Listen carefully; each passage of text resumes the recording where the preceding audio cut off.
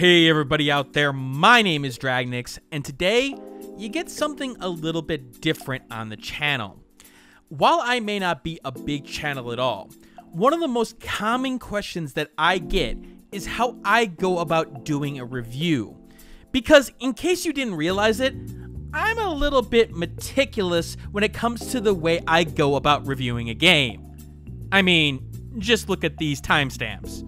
You know what I'm talking about if you're a subscriber to this channel. Many people in the review industry would just play a game and say whether or not that they like the game or not, or at least from what I see. That's good for some, but to me, that doesn't give the whole story. My purpose as a reviewer is to show all sides of what a game has to offer, so that it matches the audience that it goes for. That's where the inspiration for my unique review system came with the enhancer system. But frankly, that's not the only unique part of my review process. So what I want to do in a series of videos is show you the behind the scenes of what I do when I review a game fully. Now, I specifically say a full review. When I'm talking about things like a 5-minute review or the first impressions, I may not do exactly what I do with a full review, but there are elements that carry over to those reviews as well. I expose my process to all of you today. Now, some of you may be saying, Dragnix, you're exposing your secrets to the world. Aren't you basically showing everyone how to mimic your process and take away your uniqueness in the process? Well, you may be right, but I want what's best for gaming in general. If someone can take my process, refine it, and give people great content to expose them to new games worth buying, then good. Today, we look at the steps I take before starting to play a game, what I call the research phase. This is technically the second step in the phase, but where the review process truly starts, as the first is narrowing down the game that I want to review, but that will be another video for another day. Now, before I begin, I know that many of you don't give a shit about this process. Okay, fine. Skip to the end of the video to learn about the giveaway results and some future info on the channel. But for this video, I will be focusing on the review of a more retro game that I could take my time on to show you this process. The Legend of Heroes Trials in the Sky, suggested to review by Dynasty Star. So thank you for that, Dynasty. One of the first things that I will do after I choose to select a game is to go to its store page and start taking notes. Yes, taking notes on the store page. When I'm looking to get out of things like the store page and press releases and more official documents released by the company, is what I should be focusing on when I'm playing the game. My review process heavily relies on the sales pitch of the game, and not the perception of the game by the general public, because as we've seen, that perception can get rather distorted. This frankly has led to problems with reactions to the reviews on my channel. The Destroy All Humans review is the prime example of this. Many people were upset that I was treating the game as a remastered version when making my conclusions, thinking that I was overly harsh on the game. But when the press release I had specifically called that out, that became a major criteria to evaluate the game. To me, it was the most fair I could be to the game, as it wasn't a writer's spin or an opponent's negative perception that I was evaluating on. It was what the studio approved to market the game. And one of the key points in my review process is fairness. To me, if you market with it, even if no one pays attention to the marketing, you're still open seasoning with that point, and I will not hesitate to throw a punch or be critical. But let's get into the details here, as I show you the Steam store page for Trials in the Sky. There are certain parts that I want to look at here and certain parts that I want to avoid. Yes, avoid. I wish that Steam had a more customizable page here for my purposes, but alas, they do not. First, before anything, I set up the basic information-wise in my note sheet here. Game, price, developer, and publisher, and the game's main genre. That's just to label the info and the cold hard facts. I'll put information here about whether or not it's a remake, and basically general information in question, not getting into the nitty-gritty in this first part here. Next, I want to read written descriptions of the game in question. Not trailers, but the written portion. It's actually part of the process that I use to select a game. I want my imagination to set up my interest in the game, and make me think of the things that I want to see the game play out with. Yes, there will be interpretations of what my imagination comes up with, and I have to be open-minded when I go and review the game. I don't want to necessarily hold it against a game just because I had some grandiose vision and it turned out to be something completely different. But excitement is important in this process. I want to go into the game going, yeah, I really want to play this game, even though my hype levels may not necessarily be 100%. So the About the Game section is one of the most important things in the process that I feel many reviewers overlook. What I'm looking for here is the key elements that I want to focus on in my review, where the game's value will come from. So let's look at the first paragraph. And already, one of the first things that I'll be looking for in my review based on this paragraph is world building. The primary paragraph in the About section should set up the most important things that the game will be focusing on, because that's the lead-in for the game. It's the most important, and the developers decided to start off with describing this. Here we start off with a description of what the world is, the idea of orbital energy, the revolution, and the effects of technology advancing into tools of war. So I'm going to mark that down. There's a world being built here, and specifically, they spent a good amount of detail describing this world and its history. They didn't just say that it's a futuristic world or a utopia that turned into a dystopia. They made specific detail here. To me, the developers are proud of the story they are telling just by this alone. It's off to a good start, and I haven't even touched a controller yet. The next few paragraphs give me some more info about the themes that the game will be focusing on. I could take that order will be a key theme given the focus on organization here. And one of the things I will always take note is to see if they do anything truly unique or fun with that concept. The idea of freedom versus order is a common theme in JRPGs, but I want to know what makes this game stand out from the rest. Here, I key in on this sentence. Whenever a citizen is in need of assistance, he or she may place a request in a local bracer guild.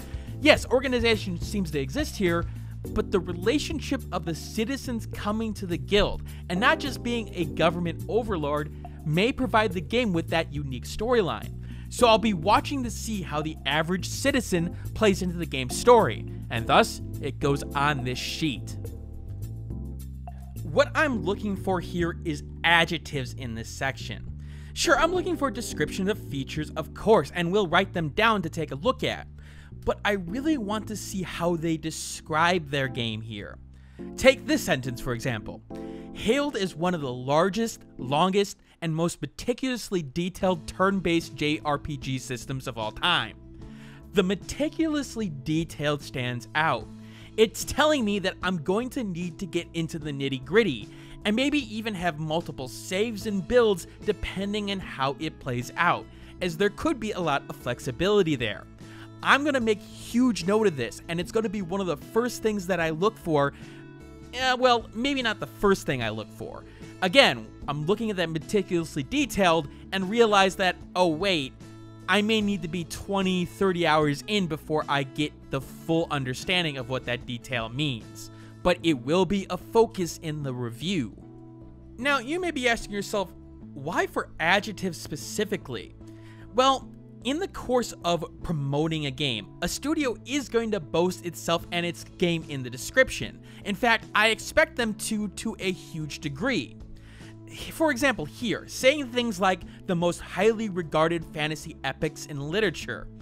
To me, that's something I will write down in later in case I need it for perspective in the review, but I'm not going to focus on that specifically. It's too broad, first of all, in that, oh, it's well written. But I expect the studio to say that, especially in a classic game series, and to be over the top, to sell the game.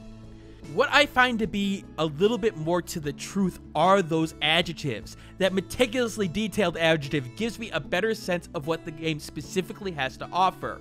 It's descriptive enough to get the idea, but not to the point where it's necessarily overly boastful about it. Hell, to some people, meticulously detailed is a turnoff. The fact is, the game may be too complicated for themselves. But here, the game is boasting that, and to me, that is something to take a look at. I'm also looking for some numbers here if the game provides it. The 50 plus hours is something I will measure to see if the game hits that, where you can see that here. To see what that incorporates into that 50 hours is going to be a key point. Is that main quest? Is that all the side quests? Etc, etc. Now, usually you don't get the time frame when it comes to new games hitting the market. Yeah, they may give you a general idea, but in some cases you won't necessarily get an understanding of, oh, does that include side quests? What exactly does that include? You'll see this more on retro games and games that have been out for a while or remastered versions. Key features is also a huge part of my process in terms of reading this section. These are going to be the key features that I'm going to focus on. So, for example, I'm going to note what storylines could continue at the end of the game based on this first point, that it's the first chapter in a series. What points are going to be used in the second story? I'm not going to play the second story for this review to find out, but I am going to see the potential there, because yeah, it's boasting it, and it's going to hope that people come and buy the second and third game. So that obviously it's going to need something to be able to entice those people. I'll note here that the NPCs have a name and personality standing out, and it'll be a focus so that I talk to everyone around. There aren't supposed to be a lot of garbage characters based on this statement. So yeah, I'm going to talk to everyone, and I'm going to make specific notes on the town's politics and the variety of the towns based on this line. It also indicates that the USB gamepad and full screen resolutions are here, so of course I'm going to test that. I've got a couple I can test with beyond my wireless controllers. Other things I pick up in this sections, that they're full voice acting during combat, so I'm going to listen for that, and the difficulty levels to test out. That will increase the time that I expect to play the game. Yes, I'm going to test every difficulty level, at least try to test every difficulty level. In some cases, I won't be able to, given the fact that in a game like this, it is possible that you have to get 20-30 hours in before you see the difficulty that you really want to see. So for like a hard game, yeah, it may be okay at first, but brutal in the end. Now, I've been a little misleading in this review because I've shown you this screen and it's not entirely what I actually see right now. Let me show you what my screen actually looks like. Now, you're probably wondering exactly why I've got this little bit of screen covered. Well, that's again has to do with my review style. Specifically, what I don't want is any influence on my opinions going into a review. And unfortunately, one of the first things that it shows you on this side is this score. Yeah, I don't want to see that. Now, in this case, it is an older game, so yes, I ended up seeing it before I ended up reviewing it. So I'm already making a note in my review section here to say that don't be overly critical or underly critical in the game. Now, you may say to yourself, Dragnix, of course you want to be the same every time. But it's not as simple as that. When you receive a review score like this, when you know a game is good or mediocre, you have a tendency to almost agree with it, or in the other case, try to disprove it. That's what I don't want. I don't want any influence like that. And so seeing the score, I gotta keep in mind that, hey, that score's out there. This could be completely different from the score that I give, and I have to understand that, yeah, some people may have a different opinion, and I may have a completely different opinion than them. But not to look at the game and say, okay, I gotta be harsher on it because it has a good score, or be a little less harsh on it knowing that, oh, somebody else has rated the game as good already. Next, I want to check the achievements. Yes, the achievements. I found that in some cases, the achievements can give me an idea of what to look for in a game. In this case, for example, One thing I will be looking out for is Carnella and Liberal News. They were important enough to get into the achievements, and they obviously want people to see them, so I'm going to be on the lookout for them. Now, this could end up spoiling me in certain events in some cases, but it's a risk I'm willing to take nowadays. What I want to know is what the game feels worthy of tracking, because guess what? It's probably worth me looking at in the game because of that. Now, I'm going to record some information about the developers and the publishers behind the game. This is for historical purposes more than anything, understanding what the studio has done, what it's known for and not known for, and what I should expect from them. In this case, I know that the studio has a history in JRPGs, and so I should expect them to be very close to the mark with it. I will take a look and try to see in the historical game sense where the game lies in terms of timeline, and adjust myself only a little bit in terms of that.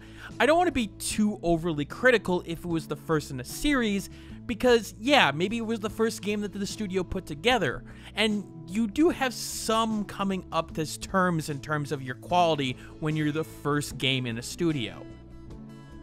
Next, I'm going to go to gamespress.com and look for anything press release related about the game. Again, I'm searching for the same type of information like I did in the Steam sections about the game section. Now, why gamespress.com? Well, again, I want press releases without any spin on it. This is the most consistent location to get that, but if I don't find it there, I'll go to TechRaptor, and then I'll Google search and hope for the best. Unfortunately, in this case, yeah, there isn't anything on gamespress.com, so I have to go to Google, and I'm already a little bit hesitant. In most cases, I wouldn't be, but with such a retro game, there's a long, strong amount of opinions out there on the game that may bleed into my opinion myself if I read all these other things. So going off a script a little bit this time around, I'm going directly to the trailer this time. Usually the trailer is the last thing I try to look at in this process, even if it may be one of the reasons that I looked at the game in the first place. That's because this is supposed to be the end. This is supposed to be, okay, everything the game has to offer. And while the description of some of the things in the About section may help me, this is the last thing that most people see before the game comes out, so I really want to analyze it. So starting in this trailer, I'm noting that the game starts with an anime-like presentation, starting with what seems to be the main protagonist running forward with her friend joining her, representing the progress they're going to make in their life and running forward to meet their challenges. While yes, I'm expecting a lot of the standard anime-like tropes given this part of the trailer, it's clear what the audience is. This is a JRPG straight and true, and this is sort of the trope that I would expect here, so I don't expect much different from this game and make a note of that in my notes. One thing though really stands out when watching this trailer: there's no gameplay. No, seriously, absolutely none. Hell, I wouldn't have been surprised if this was an anime series the first time I saw it. Several would say that this would mean that the gameplay wouldn't be a focus and it's all about the story. But this is where you have to understand the genre that you're covering, the focus, and how the About section of that Steam page that I talked about before would come into play here.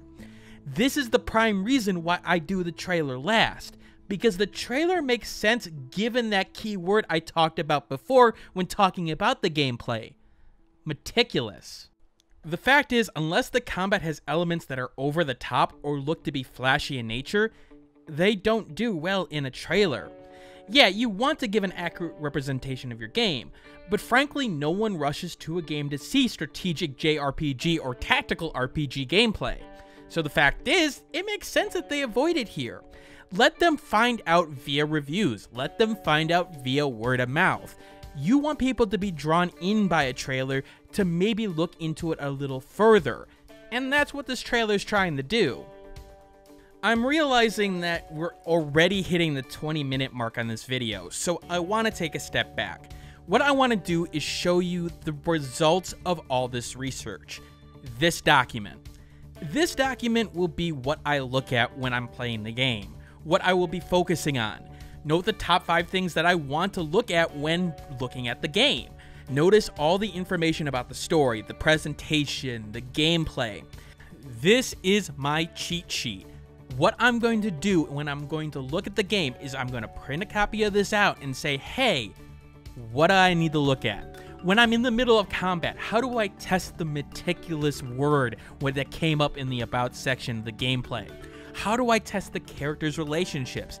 Do I look at every nook and cranny to find that lore, to find that world building? This outline gives me a cheat sheet of what I need to focus on. Now, you may sit there and say, hey, Dragnix, shouldn't the game already give this to you? The fact is that if it focuses on world building, then yeah, it should already put it in front of you, so you should see it. Well, here's the thing. I am one person, and I have one perspective. As a reviewer, as a person who looks at a game, there are certain likes and dislikes that I have for games. But remember the purpose of this channel and its review process. I want to present the best game for a particular audience. I don't want to just necessarily say an overall game is good for everybody. I want to find that game that suits your needs, that suits that particular person who's looking for that game.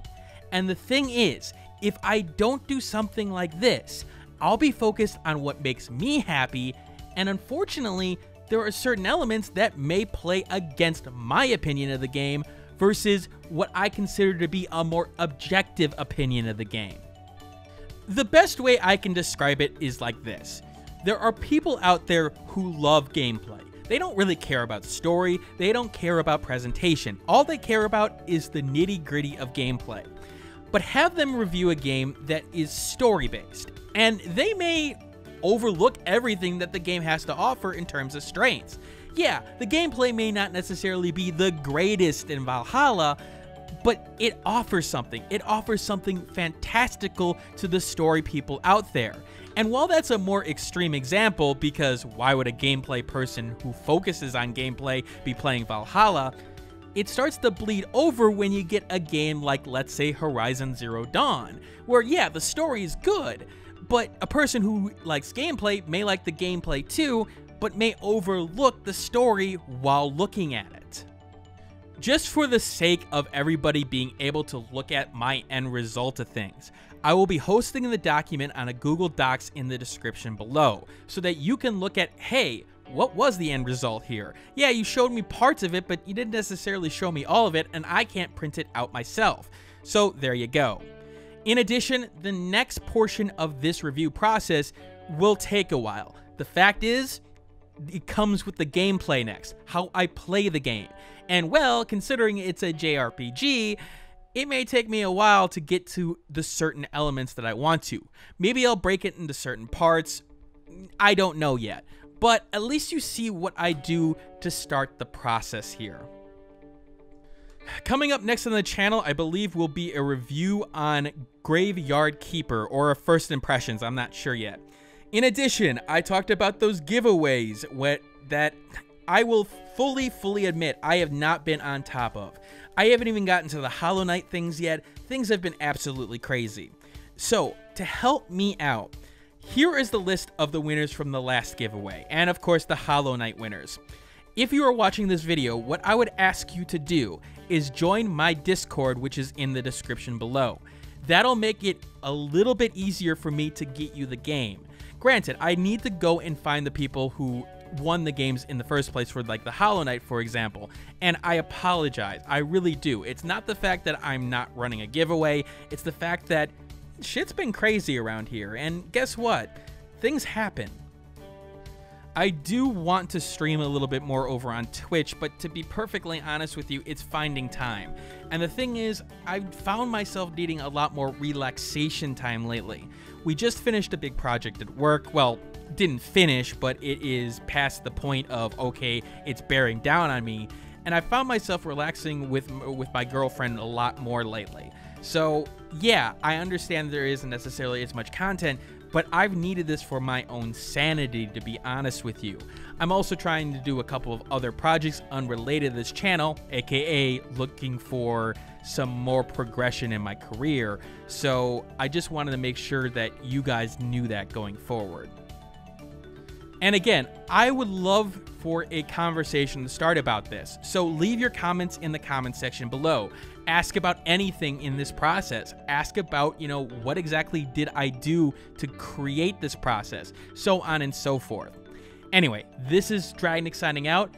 And as always, keep on gaming.